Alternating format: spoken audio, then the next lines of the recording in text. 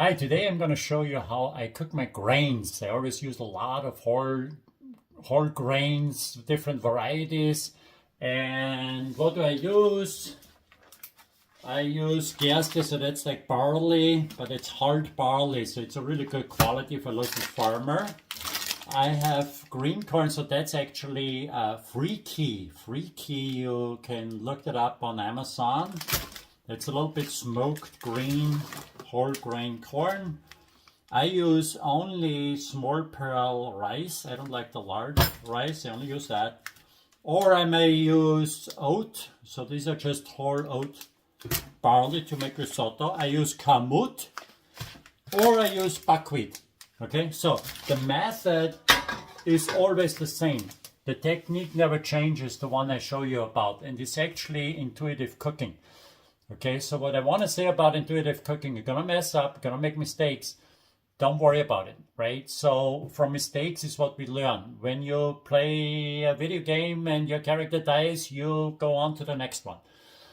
Get yourself a dog maybe and have the dog eat it if your food is not good the first time. But you will learn much, much faster by sort of eliminating these whole measurements and just constantly trying to catch up with that.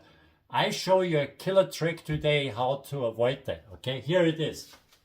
Like, all you have to do one time, I have caraway seeds here, okay, for measurements. We're dealing with measurements, and this is a teaspoon measurement. So I get this in my fingers. Can you see that? Okay, and I'm gonna measure out 1 teaspoon, like this. Look at this. 1 teaspoon exactly. How funny is that? Right in my hands, right? I could do it again. I just grab it with my hand, right?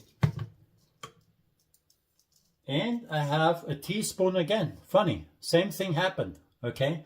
So get to know a teaspoon with your 3 fingers and then practice a couple, half a teaspoon, and you get the feel so fast of it, okay? Measure a couple times recipe, but don't get yourself crazy with all these recipes. There's no need for that. Okay, so here I show you what I do, how I cook my grain.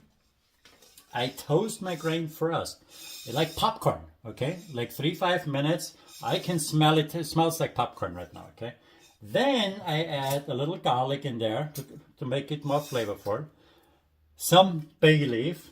All these grains I showed you, I do it pretty much the same way. Okay. Now I'm gonna add in, this is like some fennel seed. Look, I put this in my hand, bam, right in there. I have some coriander seeds. I know the dish I'm making today is a radicchio dish. So a little bit coriander, not too much, a 1/4 teaspoon about, right? I can see this in my hand. I know how much it is, right? Measure a couple times, what is a 1/4 spoon, and then do it in your hand. I'm gonna do a little marjoram. So marjoram is like oregano. We use this a lot in Europe. Nobody uses this in America, but here we use it a lot. It's used for goulash and so on.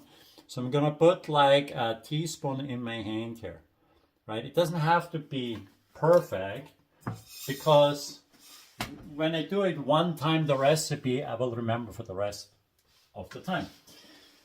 This grain cooks with 2 parts water. Okay, I have 1 part grain, and here I have 1 part water. So you noticed maybe that I used more spices.